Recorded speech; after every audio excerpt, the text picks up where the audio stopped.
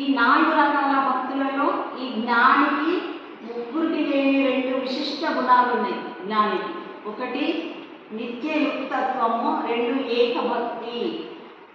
ఒకటే భక్తిలో ఉంటాడు, ఎవరిని కూడా ఇతర దేవుళ్ళను పూజించాడు ఆయన.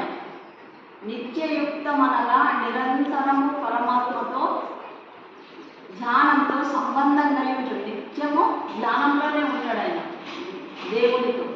అనగా జ్ఞాని నిరంతరము ఆత్మ ధ్యానపరుడై ఆత్మయందు స్థితి కలిగి ఉంటాడు. ఎప్పుడు ఆత్మలో లీనమై ఉంటాడు. బాబా ఉండకపోతుండేనా? ఆత్మలోనే చూస్తుండే, ఆత్మలో లీనమై ఉంటుండే. వేరే విషయాలపై బాబా దృష్టి పోకపోతుండే.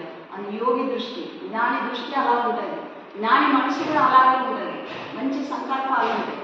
ఎవరైనా భక్తులు వస్తే బాబా లేచి వచ్చి కూర్చుంటుంది. అదే ఎవరైనా కోరికలతో వస్తే బాబా అసలు